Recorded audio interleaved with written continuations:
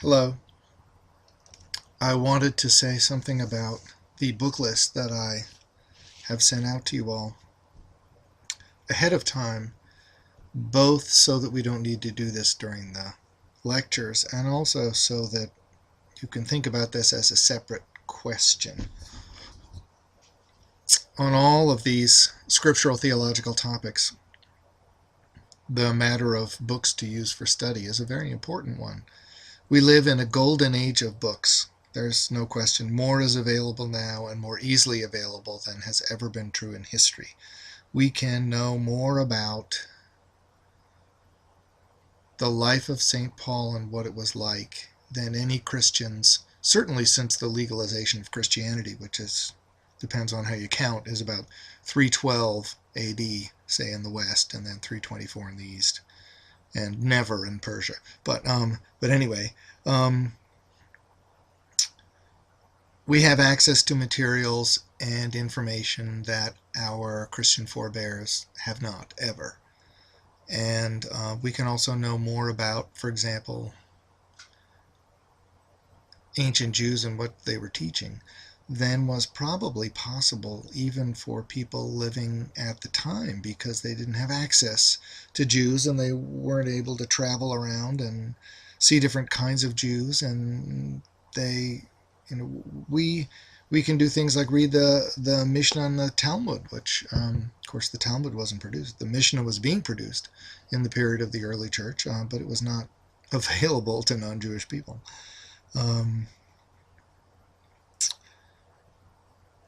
So what to do in a case when there is more than we can possibly read? No human being can possibly read all of the scholarly material on St. Paul.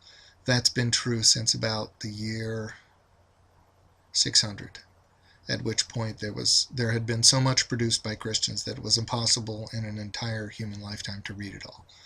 And it's only gotten worse, or the riches have only gotten more since then. Because of this, you have to be smart about how you go about this. I can only put on my list, of course, things to which I have had access and things which I have read. It would be irresponsible for me to suggest something to you that I hadn't read myself. I read German only with great difficulty and a dictionary, so I try not to do it. Luckily, German things are generally translated into English. Certainly scriptural things are, because there's such a big English market. I don't see any English. Well, actually, there are a lot of German titles on here because Hengel is a German author, and so there are a few. But I am not a professionally trained scripture scholar, and can't claim to be. So what I've tried to do here is to offer you some things that I know that have, I think, particular interest or merit. As will become clear during the course of these lectures, I think that what we know and can know about St. Paul is really a very small amount and is quite restricted. It's always possible, of course, that new discoveries will be made, but given the current state of information, I think we can know very little about St. Paul. That makes what we can know perhaps more important. So historical things are very important. Martin Hengel is, I believe, still alive. He must be ancient. He's an historian more than anything else. His first important book was on the Zealots, and he is a great studier of history. And so I've put two of his books on here, the pre-Christian Paul and Paul between Damascus and Antioch. All of Hengel's books are worth reading. He's never produced anything that wasn't. There's one right here on my shelf right now. You can't put everything on. Jews, Greeks, and Barbarians, which is about the period of history right before the birth of Christ, the Hellenistic age. He's written all sorts of things. We could go on and on. I find him particularly helpful. Also, I think it, as a matter of policy, I think it is important for us to privilege historical information rather than theological interpretation. We need to do our own theological interpretation, but historical information we need to learn. And that's of primary importance because you can't either do your own theological interpretation or have a reasonable opinion, a worthwhile opinion of anyone else's theological interpretation if you don't know the history, such as it is. This is why F.F. Bruce I find to be particularly useful. F.F. Bruce was trained as a classicist, was a very able and exact scholar, very conservative in the sense of very reluctant to go beyond the text. And so, people who want to go beyond the text have a very low opinion of F.F. Bruce because he won't go there. I think that's tremendously useful for people like us. He's very helpful in separating what we think we might suspect from what we actually know. And that is something that not all scholars are apparently capable of doing. So both Hengel and Bruce I find very important. Bruce's little book, The Pauline Circle, is just a collection of chapters of the material about the people around Paul, Priscilla, and Aquila. What do we know about them if we add up the references in all the places, things like that. On one level, it's very simple. On another level, it's very useful. For one thing, you can use it in Bible study classes to show people how to do this, which is an important thing. His book, Paul, Apostle of the Heart Set Free, I've chosen for the standard textbook for this class just because it is who knows if it's the best book, because who knows if it's the most right, but it's a careful attempt to put together what we know of the life of Paul with what we know about the letters. There will always be disagreements about those things, but his is, a modern, reasonable attempt by an intelligent person to do that. His book, The Letters of Paul, an expanded paraphrase, is very interesting. One of the difficulties with St. Paul, as we will see as we read him, is that his thought can be extremely compact, and it can be very difficult to follow because clearly, as we'll talk about this as we go on, many of his letters were dictated, and he seems to have spoken in the way you speak. In other words, he seems to have left a lot of things he thought were obvious out. May have been obvious to him, it's not always obvious to us, and so we need to trying to think about what it is he's really trying to say. What's he trying to communicate?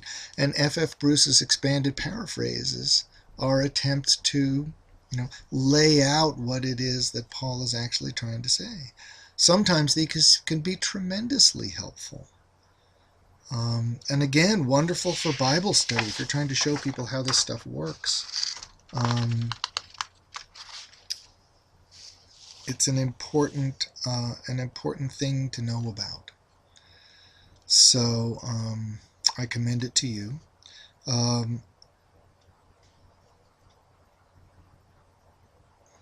William Barclay, who did the Barclay Bible commentaries. Anyone who spends a tremendous amount of time with the text is always useful. His little book, The Mind of St. Paul, which is a couple hundred pages, is on one level a very sort of unexciting book. It doesn't tell you anything you probably haven't already heard, but it's organized and clear. We'll talk more about that kind of book, trying to sort Paul out as we go along, so I won't say more about that now. James Dunn has done a great deal of work on Paul, some of it quite controversial. His book that he edited, The Cambridge Companion to Paul, is a collection of chapters by a number of different people. I don't think it would be difficult to go on Amazon and find a dozen companions to Paul, because every publisher wants one because people buy them and you make a lot of money. The Cambridge Companion to Paul is one that I own, and James Dunn is a very well-regarded scholar, and so that's the one I put on. I certainly don't know off the top of my head who all the people who wrote chapters are. My recommendations of these books should never be assumed to mean that I agree with everything that the books say.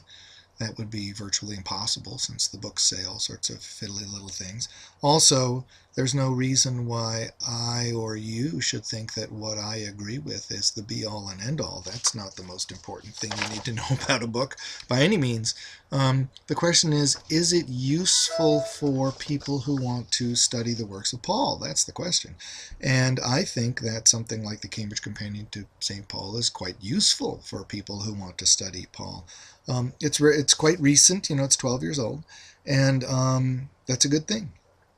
Joseph Fitzmyer, S.J., Pauline, Theology, a Brief Sketch. It really is brief. It's getting to be 50 years old now. Father Fitzmyer was at Catholic University forever. I think he's now dead, but he was there when I was there. He knows a ton about Paul. He knows a ton about Christian Aramaic and things like that. It's a brief sketch. It's like everybody's brief sketches. It's perfectly reasonable and perfectly useful.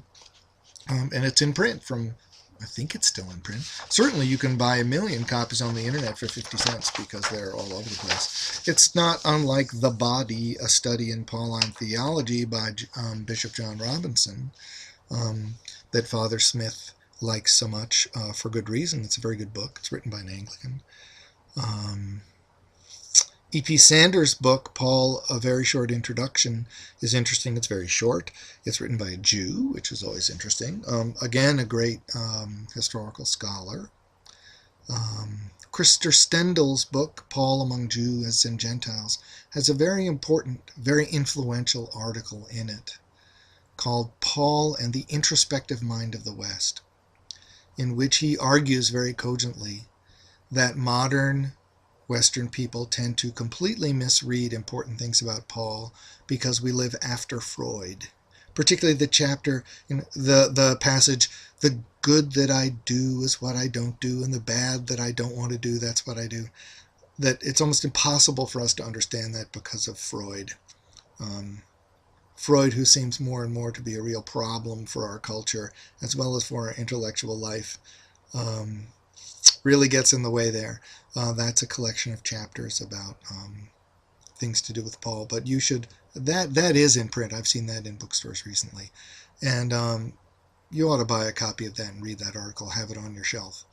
It's the kind of thing that when I read it, I understand it completely, and then, like the man who looks at his face in a glass, I go away and I forget it completely, because we're so completely taken over by Freudianism as a way to sort of, our whole idea of conscious and subconscious and all this kind of stuff is so culturally overwhelming that we almost can't get rid of it. And so it's important to keep reading that article, to keep reminding yourself that Paul is actually an ancient author, and he's living in a different culture, and he's talking to people who live in a different culture, and you need to remember that. That's a tremendously important thing to be reminded of. I need to read that article again before we start these lectures. Even though I have my lectures all mapped out, I need to read that again just to have it in the front of my head instead of the back. Other things that are very useful. Ware's book, The Synopsis of the Pauline Letters in Greek and English, like a gospel synopsis. You open to the beginning of the letters, and it has the beginning of all the letters, all the greetings. So you can see how those greetings work, and you can see if there's an unusual one if you turn to the end. And it's most useful because the letters are very different from each other, but it's most useful, to my mind, at the beginning and the end, because you can see how those relatively standardized parts of the letters actually differ from each other, and that can show you a great deal. It also does show you where he overlaps, and there are some letters that are extremely like each other in parts, and it can be very useful to have it laid out for you. If you read Greek, of course, it gives you the Greek. If you don't read Greek, it gives it to you anyway, but it also gives you English. So you can look at that. Here it is. If you're going to do this, I think you ought to own a copy. For one thing, laying it out like that helps you see when he's talking about the same stuff and when he isn't. And that's a very useful thing to be reminded of. If you open a page of that and there are 4 different letters that talk about the same thing, then that reminds you of the fact that this is a topic that seems to have arisen in a lot of different circumstances during the ministry of Paul.